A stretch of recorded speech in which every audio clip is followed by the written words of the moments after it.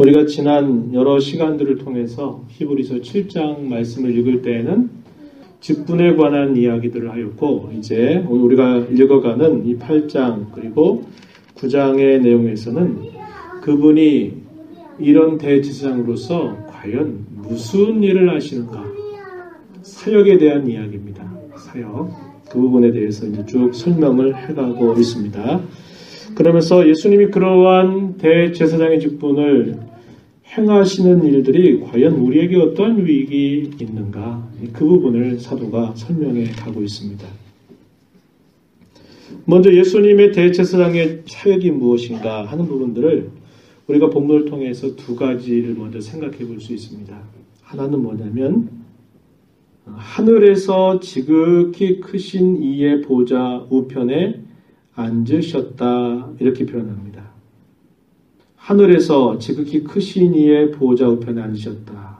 하늘, 예수님께서 승천하신 곳을 말합니다. 그리고 지극히 크신 이, 누구를 말할까요? 성부 하나님을 말하는 겁니다. 그죠? 성부 하나님, 지극히 크신 이의 보좌 우편에 앉으셨다. 누가요? 예수님께서. 그래서 예수님은 무슨 일을 하시는가? 바로 하늘에서 성부의 보좌 우편에 앉으셨다, 이렇게 말하는 겁니다. 보좌 우편에 앉았다라고 하는 이 말은 통치하시는 왕이시다, 이 말입니다. 성부께서 이 모든 세상을 다스리고 통치하시는 그 일들을 성자께서, 부활하시고 승천하신 성자께서 그 일을 대행하신다. 대신 그 통치를 행사하시고 계시다, 그 이야기를 하고 있는 겁니다. 그분은 본래부터 천지와 만물을 창조하셨을 뿐만 아니라 섭리하시면서 다스리시는 왕이셨어요. 그런데 그분이 저와 여러분을 위해서 이 땅에 오셔서 고난받으시고 죽으셨다가 부활하시고 승천하심으로써 예수님께서는 다시 그 보좌에 앉으셔서 하시는 일이 통치하시는데, 천지와 만물을 통치하실 뿐만 아니라 주의 사랑하는 백성들, 주님의 자녀들 혹은 교회를 주님께서 통치하고 다스리신다, 이렇게 이야기하는 겁니다. 한 손에는 모든 천지와 만물을 한 손에 쥐고 계시고, 또 한 손에는 주님의 사랑하는 백성들, 교회를 이렇게 다스리신다는 거예요. 그런데 이 관계가 어떠하냐라고 말할 때 성경의 역사 속에서 하나님이 관심을 갖는 것은 자기 백성, 교회에 속해 있는 그 백성들을 위해서 세상의 역사를 하나님께서 주관하신다, 이렇게 가르쳐주고 있는 겁니다. 그래서 이 세상의 역사를 주관하는 일들에 관해서는 하나님의 섭리 안에 다스림이라고 하는 게 있는데, 그런 경우를 두고는 일반적인 섭리다, 이렇게 부르고, 그 가운데서 하나님이 친히 사랑하시는 자기 백성들을 향해서 다스린다 그럴 때는 특별한 섭리다, 이렇게 말하고 있는 겁니다. 우리가 구약의 많은 역사의 내용들을 보면 하나님께서 이스라엘을 중심으로 해서 이스라엘 나라 주변에 강대국들이 이렇게 자리를 하게 되고, 또 많은 그런 나라들이 옆에 있을 때 그 이방 나라의 그 흥망성쇠를 하나님이 주관하시는데, 항상 그것을 주관하는 초점이 어디 있느냐? 이스라엘 백성들이 하나님 앞에 어떻게 살고 있느냐? 하나님을 어떤 분으로 알고 있고 하나님을 어떤 분으로 모시고 살고 있느냐에 그들의 이방 나라가 때때로 더 강대해져서 이스라엘 나라를 괴롭히기도 하고, 때로는 하나님께서 이스라엘을 들어서 이방의 민족들을 또 벌하시기도 하고 하시는 일들을 하는 겁니다. 그래서 하나님의 관심은 자기의 사랑하시는 자기 백성들을 향해서 그 관심이 모아져 있다라고 하는 겁니다. 또 하나는 계속해서 2절 말씀에 보면 이렇게 소개하는 거예요. 성소와 참 장막에서 섬기는 이시다, 이렇게 표현했습니다. 그분이 우리의 지극히 큰 대제사장으로서 승천하셔서 그분이 하시는 일, 하나는 우편보좌에 앉아 계셔서 다스리고 통치하시는 일, 또 하나는 성소와 참장막에서 섬기는 일을 하신다 이렇게 이야기하고 있습니다. 근데 여기서 말하는 성소나 참장막이라고 하는 것은 이 땅에서 있었던 그 성전 혹은 광야 시대의 유랑 생활할 때 있었던 성막이나 이런 것들을 뜻하는 표현이 아닙니다. 그야말로 이 땅에 있는 그 성소나 장막이라고 하는 것은 본래의 하늘에 있는 참된 것을 본떠서 그 모양을 이렇게 만들도록 하셨다는 거예요. 예수님께서 지금 대제사장으로서 이 대제사장의 직무를 행하시는 그 영역은 어디냐면 이 땅에 있는 성소나 성전이나 그것이 아니라 참 하늘, 참 원형인 그 성소에서 이 대제사장의 직무를 우리 주님께서 행하고 계신다 이렇게 말하는 겁니다. 대제사장의 직무 중에 가장 큰 게 뭐였죠? 중보하는 겁니다. 중보라는 것은 양편의 관계의 가운데 서서 그 양편의 관계를 하나로 연결시켜주는 역할을 하는 것을 두고 중보라고 하는 말을 쓰는 거죠. 하나님과 우리 사이에 중보자로 예수님께서 이 땅에 오셨어요. 중보하신 게 뭡니까?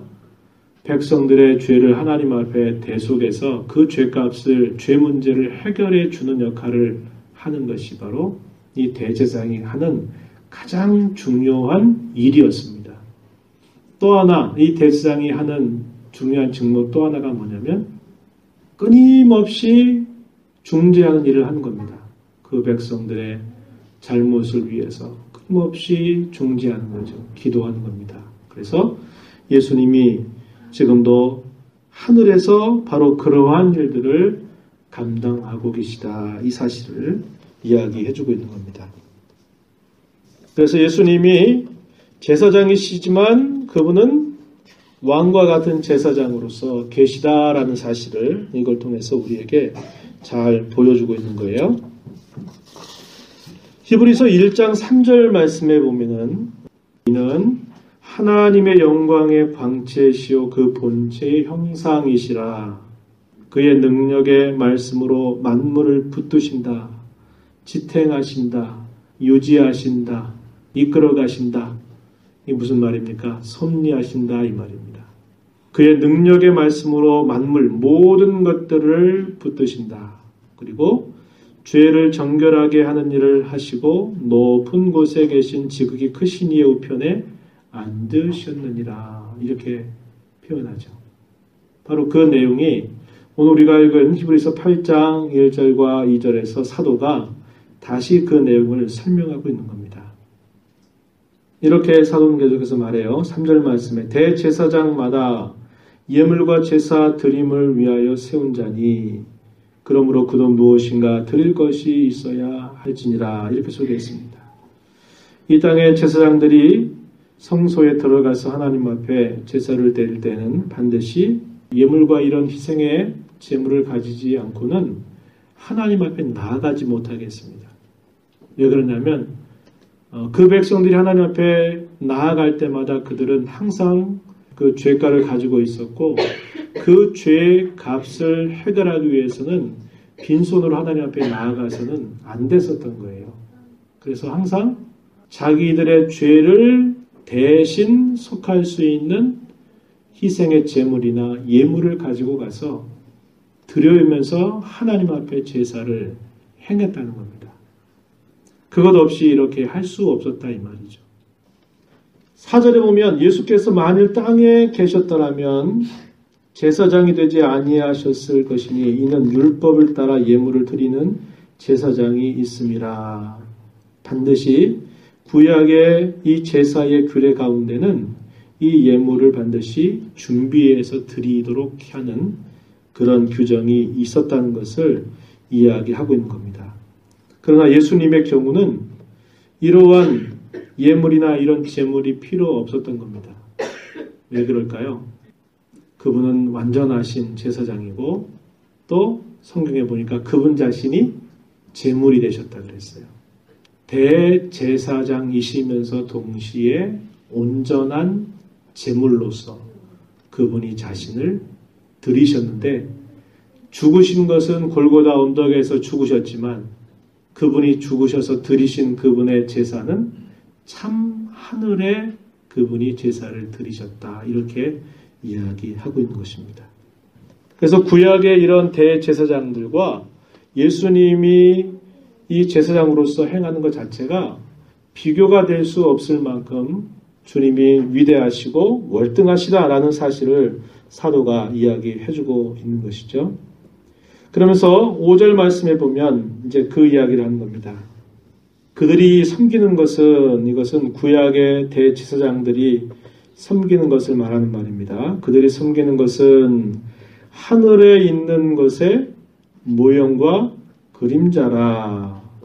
하늘에 있는 것의 모형과 그림자. 이 하늘에 있는 것 그게 뭘까요?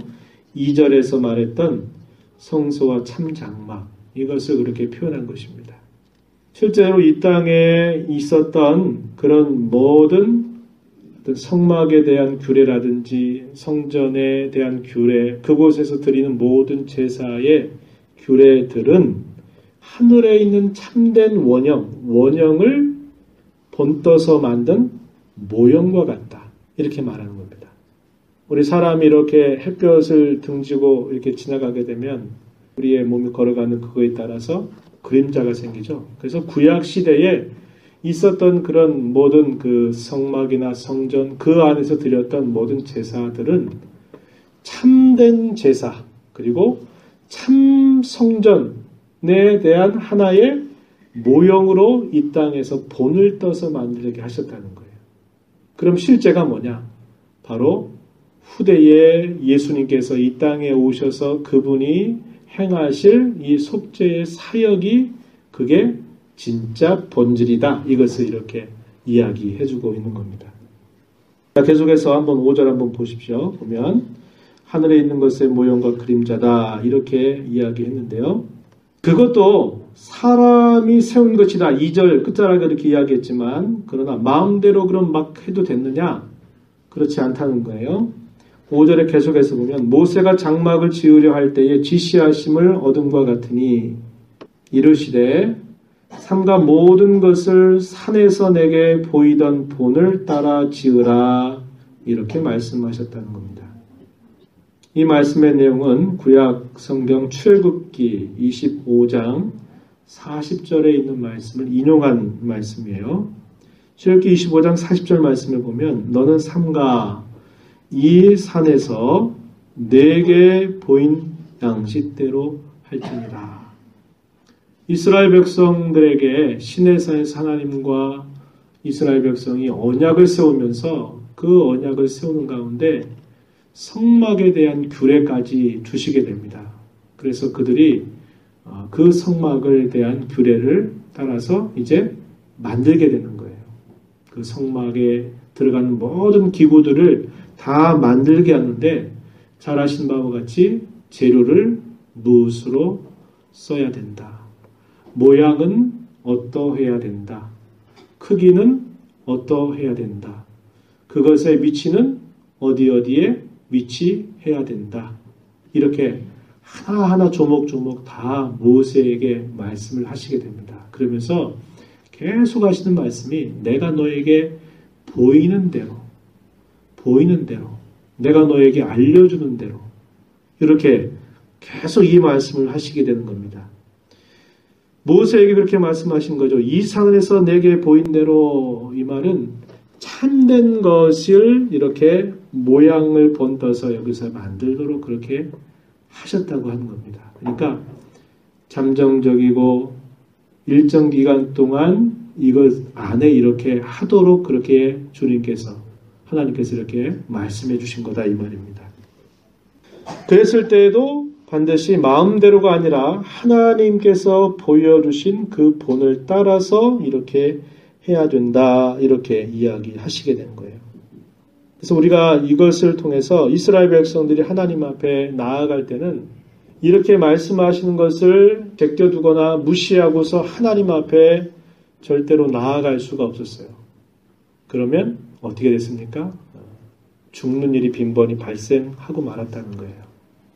그래서 그걸 통해서 이스라엘 백성들이 하나님 앞에 나아가는 그런 마음가짐과 태도와 자세가 어떠해야 될까 하는 것들에 대하여 아주 구체적으로 하나님이 엄중하게 말씀해 주시게 되는 거죠.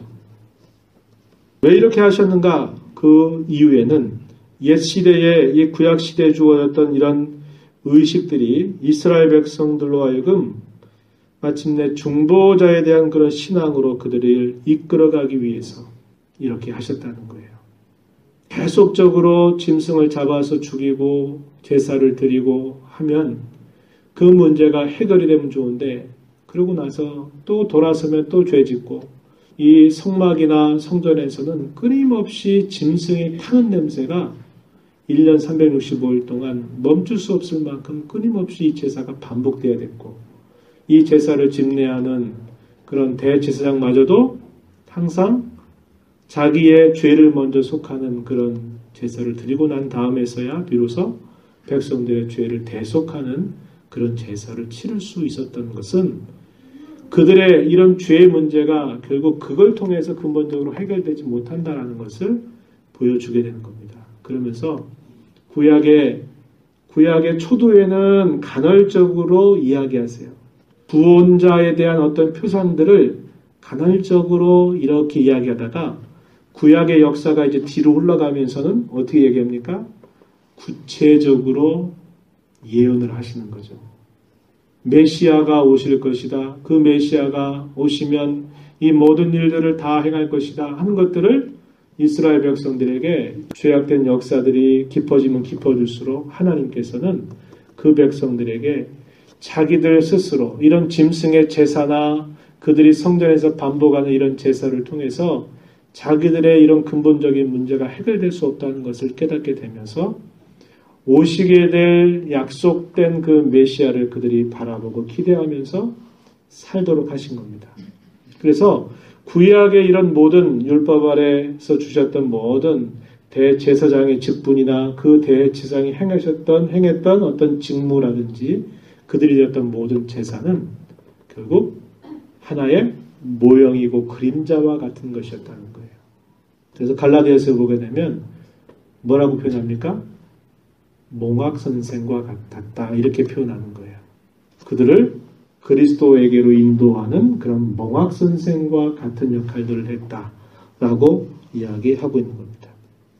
또 하나는 게 뭐냐? 이것을 통해서 우리가 배우는 것 또 한 가지가 뭐냐면 하나님 앞에 나아가는 길은, 하나님 앞에 서는 길은 자신들이 어떤 생각을 고안해내거나 자기들이 어떻게 하면 좋겠다 하는 그런 자신들의 생각을 가지고서 하나님 앞에 나아가지 못한다는 겁니다. 그래서 하나님 앞에 나아가는 것은 반드시 그분이 하라고 하신 명령에 따라서, 그분의 말씀에 따라서 하나님 앞에 나아가도록 하시는 것을 가르쳐 주는 겁니다. 이것은 여러 차례 그런 이야기들을 나누지만은 오늘날도 하나님 앞에 나아오는 저희들의 어떤 태도와 마음가짐에 대해서 여전히 동일한 원리로 가르쳐주고 있다는 거죠. 우리가 하나님 앞에 예배하는 우리의 태도와 자세는 내가 하고 싶은 대로 내가 하기에 뭔가 이렇게 하면 좋겠지 하는 우리의 고안이나 생각이나 지혜를 가지고 하는 게 아니라 하나님께서 우리에게 하라고 하신 그분의 말씀을 따라서 그분 앞에 서야만 된다고 하는 겁니다. 지난번에 우리가 그런 얘기 나눴지만 하나님 앞에 예배하는 참된 원리는 성령 안에서 진리로 예배하는 것이다. 이렇게 정리를 해볼 수 있는 것입니다. 그리고 구약에 이런 모든 주셨던 이런 모든 제사나 이런 모든 그 성막에 있었던 모든 기구들이 다 무엇을 상징해 주냐면 예수님께서 무슨 일을 하실 것인가에 대해서 상징해 주는 역할이 있었던 겁니다. 그래서 그런 모든 것들은 그리스도에게 의존할 때만, 그리스도와 연결이 될 때만 그것이 진정한 의미가 드러나게 되어 있는 것이고, 그것 떠나서 다른 많은 것들을 인위적으로 무엇인가를 생각한다든지 무엇인가를 설명하는 것, 그런 것들은 옳지 않다라는 것을 보여주는 겁니다. 어떤 분들은 구약의 제사 가운데 제물 하나하나를 그래가지고 영적인 의미라 그래가지고 이건 영적인 의미로 어떤 의미가 있고 또 그 성막 안에 혹은 성전 안에 있었던 성전의 기구들 하나하나가 이것은 어떤 뜻이 있고 긴 책을 쓰는 분들이 계세요. 성경을 통해서 구약에 있었던 그 성전의 기구라든지 그들이 드렸던 제사나 제물과 관계에서 성경이 분명하게 이야기해주고 있는 것은 우리가 그걸 그 선에서 우리가 이해할 수 있지만 성경에 말하지 않는 것까지도 거기다가 막 의미를 부여해가지고 이 영적인 의미는 뭐가 어떻고 이렇게 해가지고 장황하게 이걸 설명하게 되면 엉뚱한 길로 간다 이 말입니다. 엉뚱한 길로 가요. 그래서 전에 우리가 레위기 말씀도 함께 읽고 출애굽기 말씀도 함께 읽었는데 출애굽기 말씀 읽으면서 성막의 사이즈가 왜 여기까지 돼야 되고 재료가 왜 이걸 써야 되고 또 제사를 드릴 때 어떻게 하면 안 되고 되고 하는 것들에 대해서는 너무 성경 이야기하지 않는 것조차도 세세하게 다 나름대로 이해해 보려고 하다가 보면 어디로 가느냐? 성경대로 가는 게 아니라 자기 멋대로 막 가게 돼버려요. 그래서 마치 그런 얘기하면서 아주 깊은 걸 깨달은 양 이렇게 이야기하면 아주 이상한 가르침을 또 막 하게 되는 그런 경우들이 많아요. 그래서 구약의 이런 모든 제사라든지 또 이런 드렸던 그들의 어떤 제사 가운데 있었던 여러 규례나 이런 것들은 반드시 그리스도와 연결이 될 때만 그리스도에게 그것이 의존이 될 때만 진정한 의미가 드러나게 돼 있다라는 겁니다. 그래서 그런 정도를 우리가 생각해 볼 수 있는 거예요.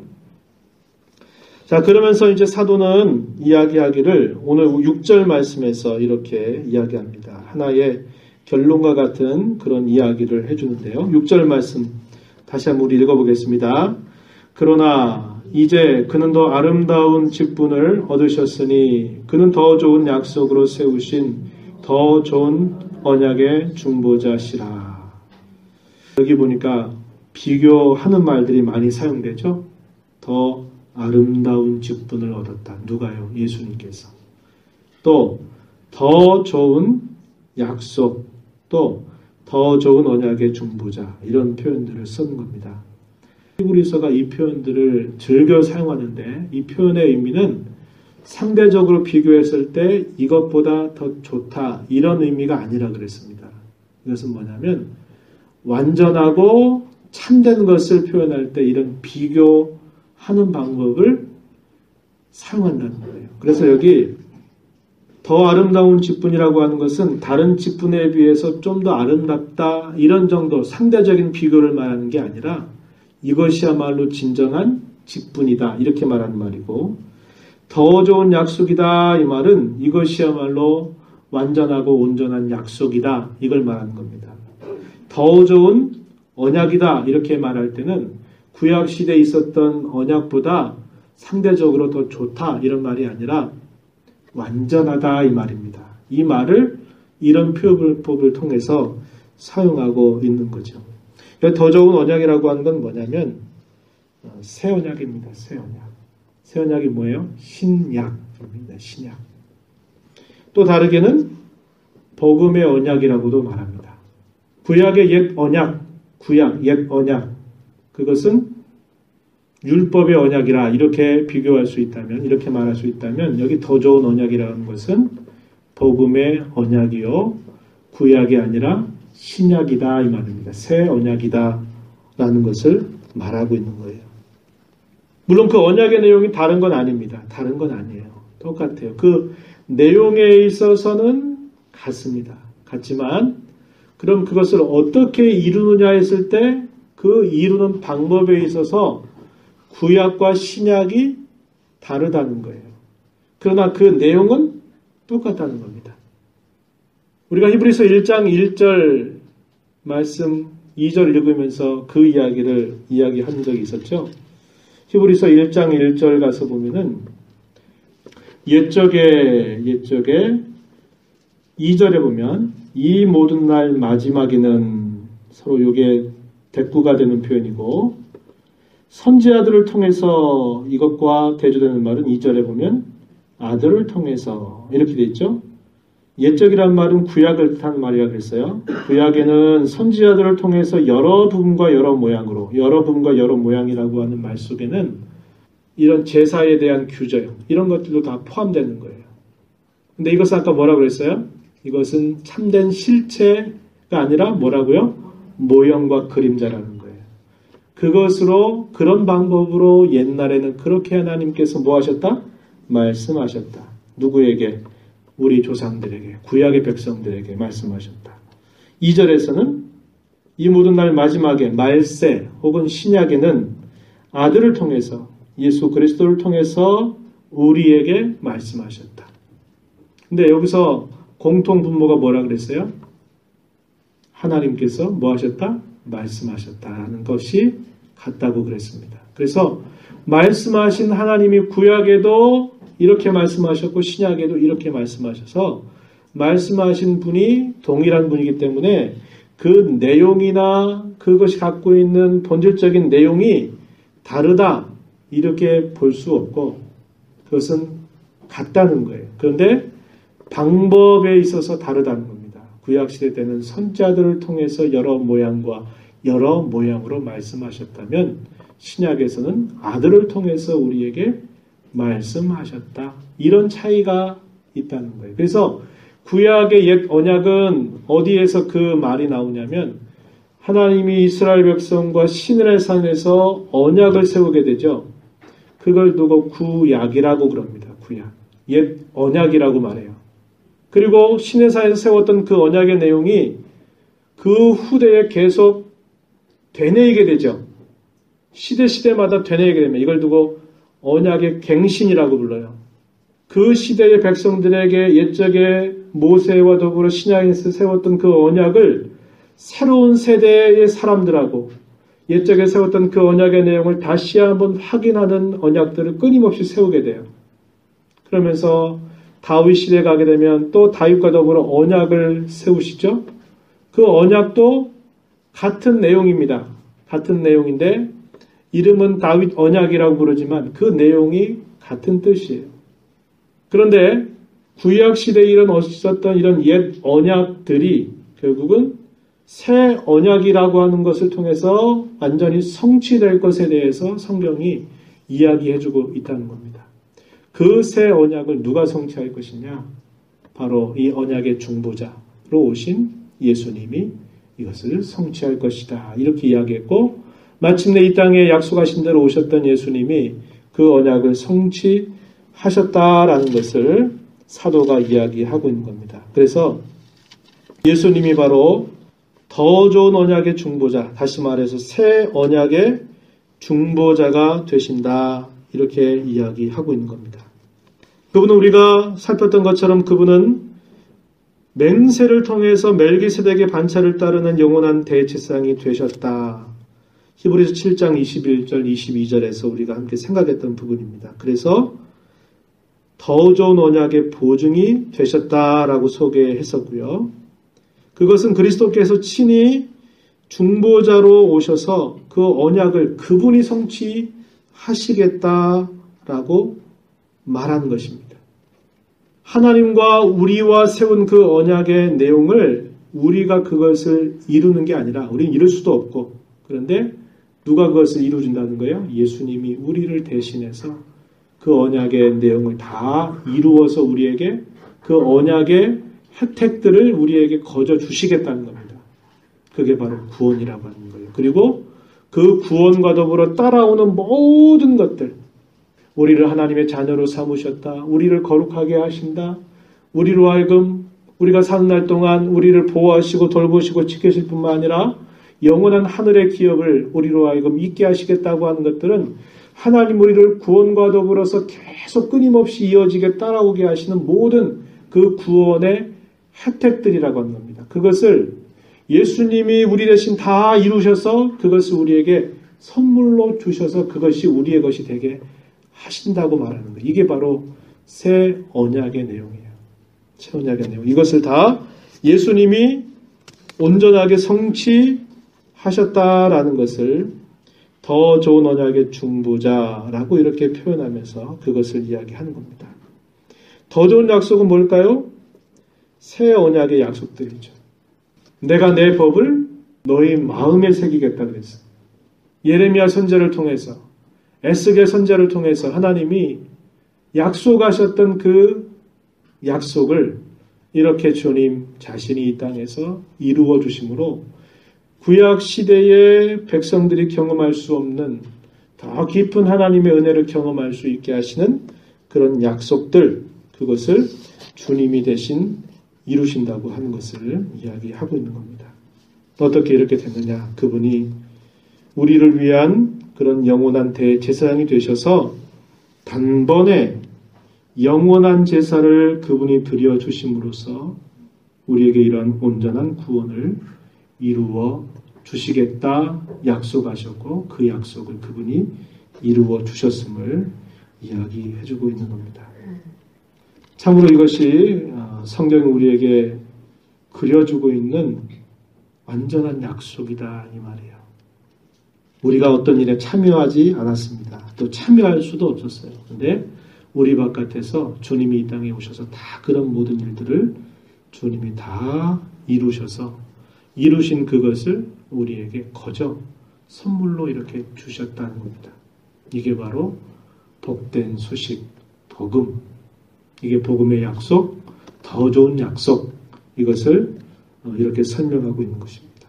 그래서 이 말씀을 사도가 끊임없이 구약의 제사와 비교해서 예수님의 이 제사, 또 예수님의 제사장의 직분을 소개하고 그분의 대제사장으로 행하시는 사역을 이렇게 소개하는 것은 결국 무엇을 가르치기 위함입니까? 주님만을 붙잡으라고 하는 거죠. 주님만을 붙잡으라는 겁니다. 어떠한 상황, 어떤 형편, 어떤 일들을 겪고 있다고 하더라도 여기에서 절대로 떠나서는 안 된다는 거예요. 구약의 역사가 그걸 보여줬죠. 하나님을 등지게 되면 그들에게 오는 것은 뭐였어요? 징계와 심판밖에 없었습니다. 하나님을 가까이함이 그들의 복이고 하나님을 가까이함이 그들에게 구원의 은혜고 그들에게 진정한 평안과 축복이라면 하나님을 멀리하면 그것이 징계와 심판으로밖에 나타나지 않는 것을 구약의 역사는 끊임없이 보여주었다는 겁니다. 그 원리는 똑같아요. 당시에 박해 시대를 살고 있었던 이 편지를 받고 있는 유대 그리스도인들이 박해를 피해서 아이고 안 되겠다 그래가지고 옛날의 유대교 신앙으로 돌아가는 그런 배교의 그런 상황들이 있을 때에도 사도가 누누이 말하냐면 뭐라고 말하는 겁니까? 여러분들은 아무리 박해가 있어도 생명의 위협이 있어도 그리스도를 떠나면 안 됩니다. 왜? 그분만이 우리의 구원이고 그분만이 우리의 복된 소식이고 그분만이 우리의 전부가 되기 때문에 그분을 떠나는 순간 우리 모든 것들은 다 허망한 것으로 끝날 수밖에 없음을 누누이 강조하면서 그리스도를 붙잡아라. 그리스도에게 부착해라. 그리스도와 함께해라. 그분을 떠나지 말아라. 이 사실을 계속 힘주어서 강조하고 있는 거예요. 구약율법에 익숙해 있었던 그들에게 구약율법이 무슨 뜻이 있는가를 사도가 잘 설명하면서 구약의 이런 모든 율법은 결국 그리스도를 향해서 바라보게 하고 그리스도를 소망하게 했고 그리스도를 위하도록 하는 것이니만큼 지금 붙잡고 있는 그 그리스도를 절대로 놓아서는 안 된다. 이렇게 이야기하고 있다 이 말입니다. 여러분 우리가 이 땅에 살면서도 똑같습니다. 원리는 똑같아요. 어때요? 하나님을 가까이 하면 우리의 심령 속에 평안과 기쁨이 있죠. 그렇죠? 네, 하나님이 우리 마음속에 뭘 하시면 어떻게 됩니까? 뭘 해도 좀 뭐가 마음이 편치 않고 그렇죠? 불안하죠? 그리고 계속 그러다 보면 하나님이 언젠가 징계를 통해서 하나님 떠날 수 없으면 우리에게 아주 따끔하게 혼내시는 일들을 경험하게 되는 거예요. 그래서 여러분 평안할 때도 주님을 붙잡아야 되고 어려움 당하면 주님이 우리의 피난처인 줄 알고 더 주님을 바라보고 의지하면서 살아가야 돼요. 그분을 가까이 하면 우리에게 언제나 복과 구원과 평안이 되지만 그분을 우리의 마음으로부터 멀리하고 등지게 되면 심판과 징계와 아픔 외에는 다른 것들이 없습니다. 그래서 여러분 우리 남은 생애 동안 그분을 언제든지 바라보십시오. 그리고 의지하십시오. 주의 이름을 언제나 부르십시오.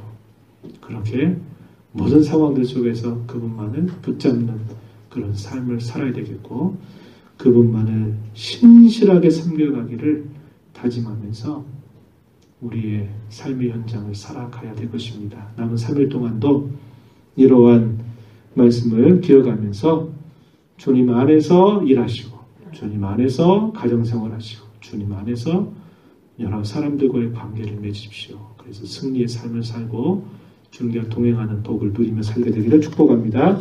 하나님 아버지 감사합니다. 이 시간도 저희들을 인도해 주셔서 우리의 구원의 전부가 되시는 우리 주님, 우리 안에서 아무런 구원의 소망과 기대를 할 수 없는 저희들에게 오직 우리 바깥에서 친히 이 땅에 오셔서 고난 받으셨고 죽으셨고 부활하셨고 지금도 하늘의 보좌에서 모든 천지와 만물을 다스리시고 우리의 모든 성과 형편들을 주장하실 뿐만 아니라 우리의 죄를 위한 끊임없는 중보의 일들을 하시는 일들을 통해서 우리가 하늘의 영원한 기업을 바라보며 또 소망하며 살아갈 수 있도록 인도해 주셨음을 감사드립니다. 매일매일을 살아가면서 주님을 가까이 하는 삶을 살아가게 하여 주옵소서. 주님을 붙잡게 하시고 의지하게 하시고 신뢰하게 하여 주시옵소서. 그래서 구원의 하나님을 노래하고 그 구원을 찬양하며 많은 사람들에게 이 구원의 예수님을 전하며 살아가는 저희가 되도록 도와주옵소서. 예수님께 하신 이름으로 기도하옵나이다. 아멘.